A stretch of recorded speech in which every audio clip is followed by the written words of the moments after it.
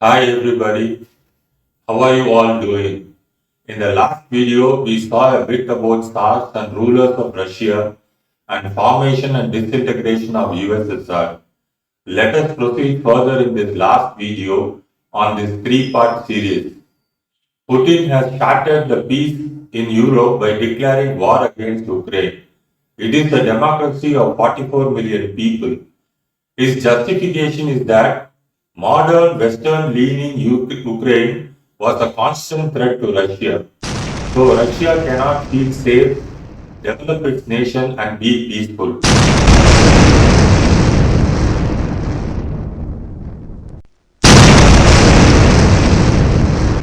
So, what does Putin want? Putin has said that it is not war against Ukraine. In his imagination, he said that this is a special military operation. That's all. But one thing is clear. He sees this as a pivotal moment in Russian history. The Russian leader's initial aim was to conquer Ukraine and dissolve its government, thereby ending Ukraine's aim to join NATO. NATO is a Western defensive alliance of several countries.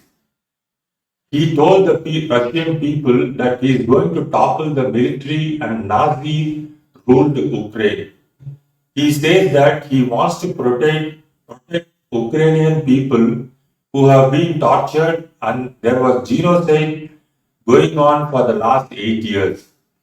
But however, he also keeps saying that it is not our plan to occupy the Ukrainian territory. We do not intend to impose anything on anyone by force.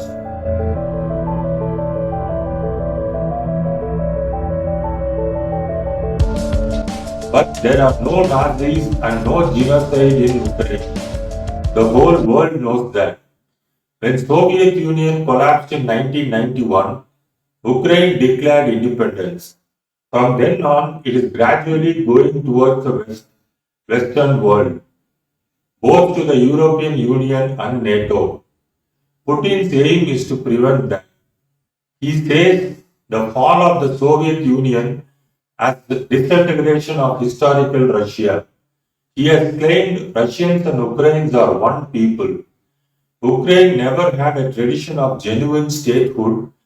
He said strongly, denying Ukraine its history. In 2013, he forced Ukraine's pro-Russian leader Viktor Yanukovych not to sign a deal with European Union.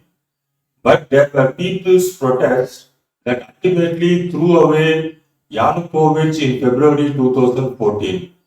Russia lost its puppet leader in Ukraine. So that Russia retaliated in 2014 by capturing Ukraine's southern region of Crimea.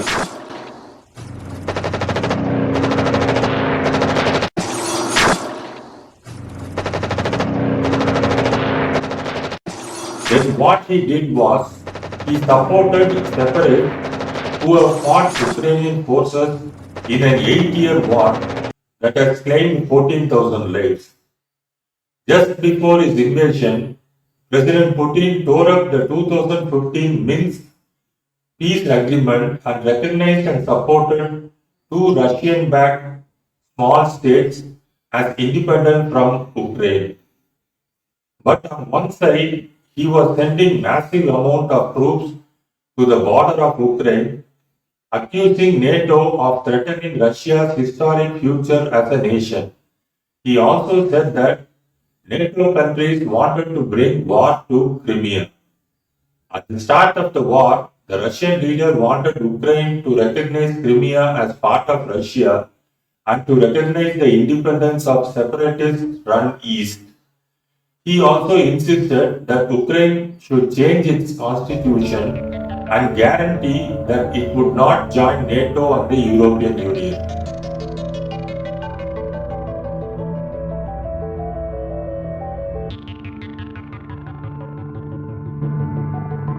The future states of Crimea and Russian-backed small states in Luhansk and Donetsk is still far from being resolved.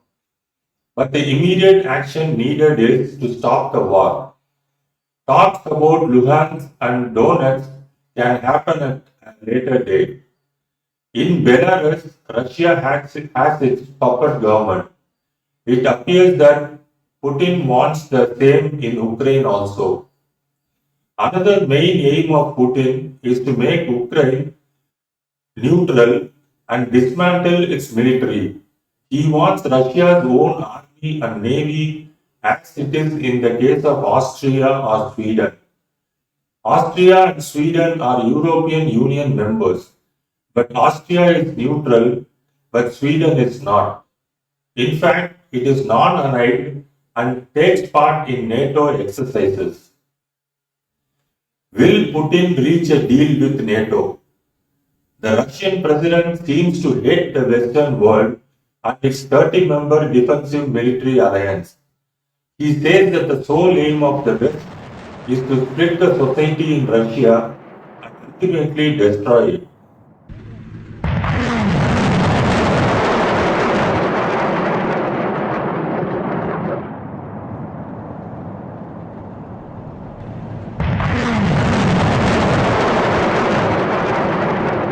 Before the war, he demanded that NATO turn the clock to 1997 and reverse its eastward expansion.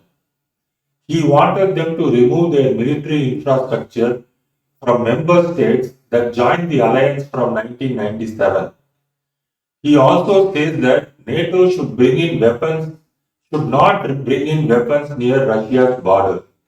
Now this means there should be no military buildup in Central Europe, Eastern Europe and the Baltics. In President Putin's eyes, the West promised back in 1990 that NATO would not expand not even an inch to the West. And he said the NATO is actively expanding its military to the East. Germany's Chancellor Olaf Scholz believes Russia's president wants to take over Europe according to his worldview. And President Joe Biden has labeled him a war criminal.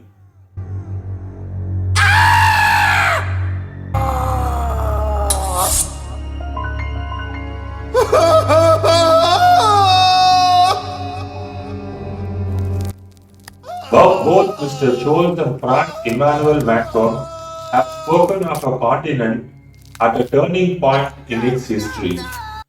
Before the war, Russia demanded all US nuclear arms be barred from beyond their national territories. The US had offered to start talks on limiting short and medium range missiles as well as on new treaty on intercontinental missiles. But there is little chance of that happening for now. In all practical terms, the entire dangerous situation the world is facing now depends on and is in the hands of Russian President Putin. He has to stop the war. If this escalates, it may as well turn into World War III. But what can we people do?